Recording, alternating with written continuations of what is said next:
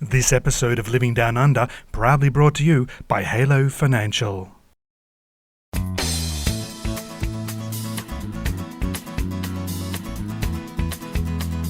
Welcome to Living Down Under.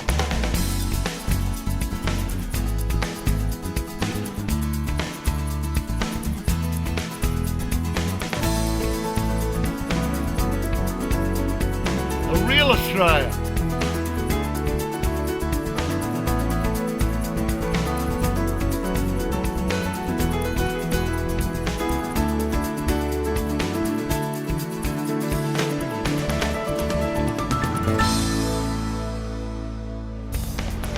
Hello and welcome to Living Down Under. I'm Tessa Stephen, and in this episode I'm delighted to show you my hometown of Mooloolaba on the Sunshine Coast.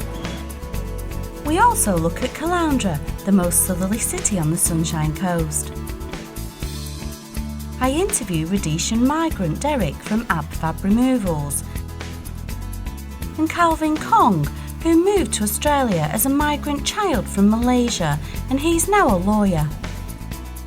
And this weekend, our town comes alive with Australia's second largest triathlon, the Mooloolaba Tri.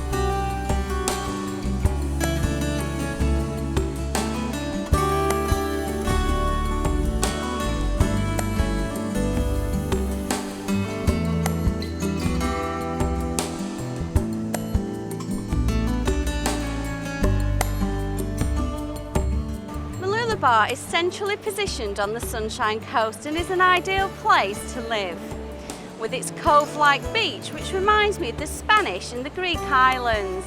It's got a beautiful chic parade and lots of wonderful shops, cafes and bars all along our promenade.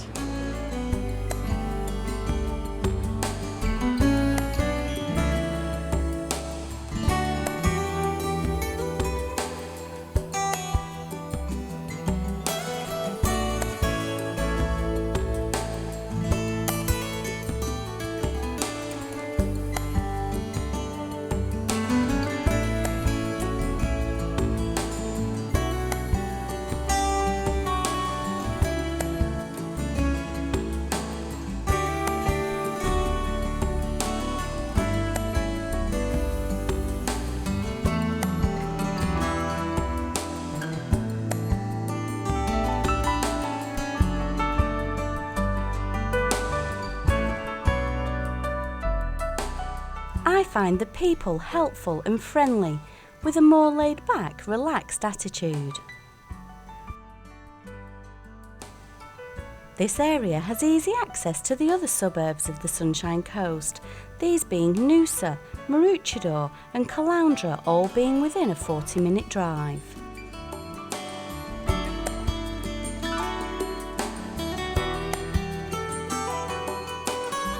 The main employment opportunities are in the retail, hospitality and tourism trades. With the exception of the hospitals and government, there are few larger employers,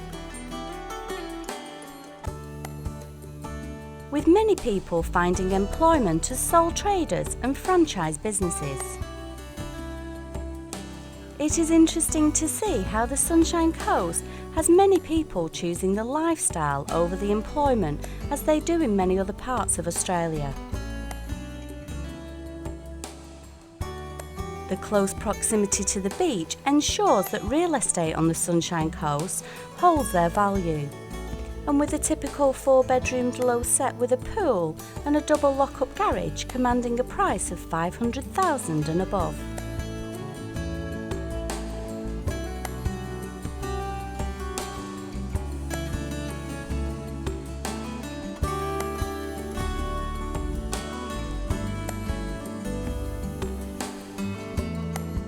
are several private schools in the area, most with a religious background.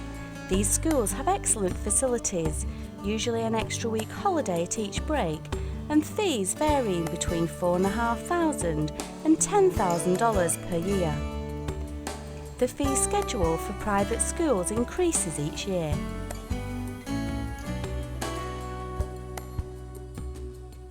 Schools with an excellent reputation would be Emmanuel Lutheran, Sunshine Coast Grammar, Matthew Flinders, Nambour Christian College, Siena and St Andrews Anglican College. In comparison, the state schools, where you do have to live in the school zone, there is a fee for books of about $300 a year, and then you'd also pay for the child's uniform. Being able to get to the hinterland within a 30-minute drive and the towns of Montville, Mullaney and Flaxton means you have it all on your doorstep. Living in Mooloolaba is wonderful, and some of our family favourites are the Cotton Tree Aquatic Centre, the Budrum Waterhole, the Ginger Factory, which has got a great ride, the Overboard ride, which is like Florida's Small World, and also our fantastic beach, our cove-like beach with safe swimming for all the family. You can often find us having a midweek barbecue on a Wednesday evening in Mooloolaba, where you can take part in fire throwing and Krusty's bongo drums.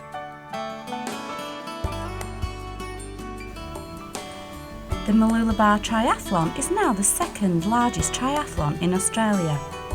As well as drawing many local competitors, the Mooloolaba Triathlon attracts some of the top triathletes from across Australia and the world. The event includes all the favourites, including the ASICS Twilight 5km Run, the Mooloolaba Ocean Swim and the Courier Mail Mooloolaba Super Kids Triathlon, the Mooloolaba Triathlon and the Mooloolaba Teams Triathlon. While the festival is a celebration of sport, spectators can also visit the Mooloolaba Festival Lifestyle Expo and enjoy the many shops, cafes and restaurants along the Mooloolaba Promenade.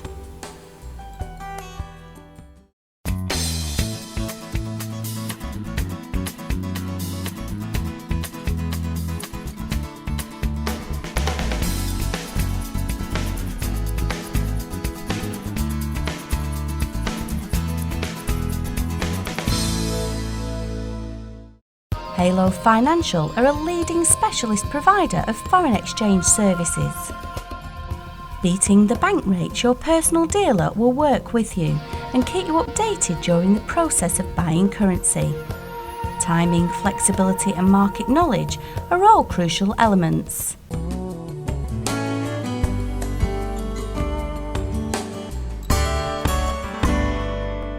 Derek, thank you for coming talking to Living Down Under.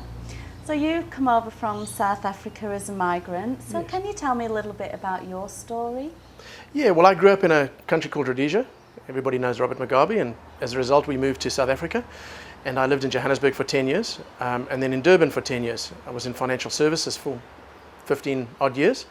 The long and short of our immigration was I was involved in an armed hijacking, which was a very unpleasant experience. My wife was pregnant at the time, and I literally pulled the plug on my business and said, I'm out of here. So we arrived in Australia not even knowing what the back end of a kangaroo looked like. And after going to Melbourne, Sydney, Perth and Brisbane, I was offered 2 jobs on the Sunshine Coast, coincidentally. And so I worked in the corporate as general manager sales for a national brand, and then decided that I wanted to be out of the corporate and be on my own, and ended up buying AbFab, the stress-free movers, about 14 months ago. So now I'm involved in settling the kind of people that I was 9 years ago. Yeah. And so what can AbFab do for people that are coming to live here? Well, we hopefully take the stress out of their move. We engage in the full gambit of removals, from pre-packing to moving homes and offices, and unpacking. So we take the stress out of the move, and we try and turnkey operate the client's move so that we can get them settled into their new life. And as an immigrant, myself 6 years ago, we landed in a house because that's what you do when you arrive, and 6 months later we needed to move, and we had no idea who to turn to. We had no idea about doctors, nurses, let alone a removalist. And through our own experience, we realized that one can you can come across some really expensive removalists, and you can come across removalists who you say a hope and a prayer that your furniture is actually going to arrive in one piece. So it's been a bit of a not a bit of a good experience. It's been a very good experience, kind of from an empathetic point of view, understanding what people go through on the other side. And I've been at both ends. I've immigrated and now I move people that. Yeah, and how long has your business been established? Just going on 10 years. It's a well-established brand on the coast. We operate not only on the coast, although we're a local brand, we operate across southeast Queensland. So we've taken engineers up to Biloela in sort of middle to north Queensland. We travel regularly to Brisbane and the Gold Coast and into New South Wales. So we do a fair amount of moving and shaking. Yeah. Hopefully not so much shaking. One thing coming from South Africa, when you moved, and I don't know whether it's the same in the UK test, but people expected you to, when you had a removal plan, they expected the removalist to arrive with a traditional clipboard, almost the man in the Prue type look, and give you a fixed quote. The industry's changed dramatically. Okay. 99% of our business is done over the telephone. Yeah. We have a really comprehensive set of questions that assesses the move with great accuracy. And we draw out all of those curlies, if you will, and we quote on an hourly rate. The old school thinking is, I'd like to get a fixed quote. We encourage people away from a fixed quote. In fairness to both parties, an hourly rate, provided the service provider gets in and does a good, efficient job, is 9 times out of 10 in the client's favour. Yeah. And I say 9 times out of 10 because you might get to a house that is totally unprepared and you end up packing their own boxes for them. So if the more prepared the client is, rather, the cheaper it's going to be. And when somebody offers you a fixed quote, which there are a number of removalists on the coast that would encourage that, they load for contingencies. Yeah. So if they think it's going to take 6 hours, they tell you it's going to take 8 hours.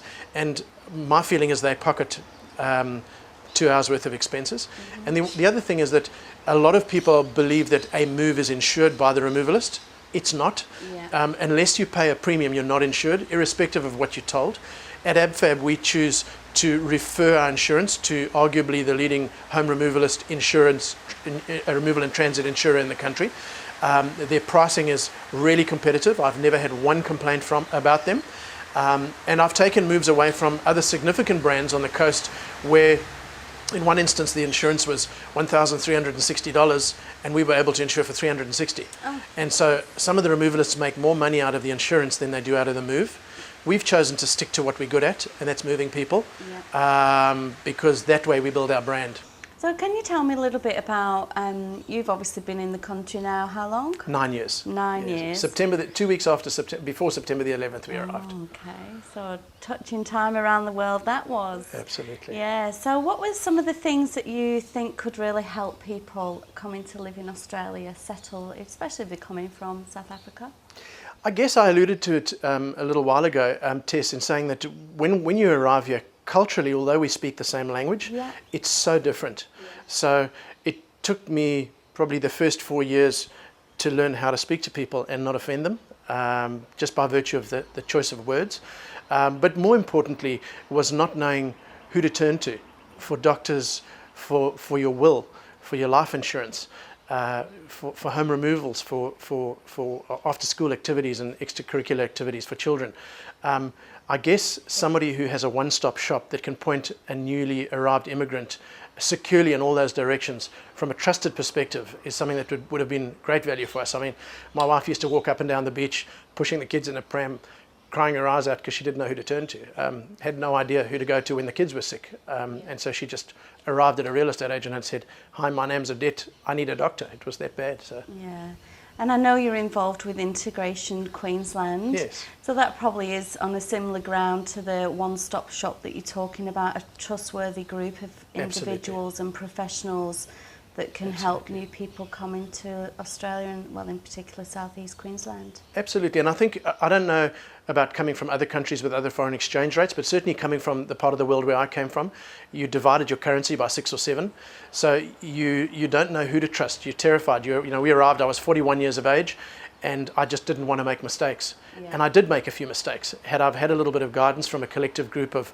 trusted folk, as you say, it could have been a far more secure arrival. So I think it's really important to know that there is a group of people that genuinely cares about your arrival. And if I could wind the clock back and Integration Queensland was around, it would have been such an advantage to us. So now in retrospect, I look back and I think what a wonderful idea. So can you talk to us and tell us a little bit about those mistakes you made that maybe could help other people in the future that are coming over? Yes, I think, from small things like a family doctor, it's really important to find a good family doctor. It's really important before you launch into the property market to identify with a real estate agent that you can trust and that's not going to sell you anything. Yeah. We arrived here thinking we understood property, and when you arrive in this country, the property market is so different, and a lot of people said, hang on, don't spend your money, wait. And we did exactly that, and it ended up costing us money because the property market took off. So, somebody who's well and truly seasoned in the property market and has your genuine interests at heart would I guess, encourage and facilitate good decision making. Yeah. So, in retrospect, could I have taken a few more chances? Absolutely, I could have. But I suppose if they're informed chances, it makes for a more peace of mind. Yeah, it does. Yeah. Oh, well, thank you so much for talking to Living Down Under.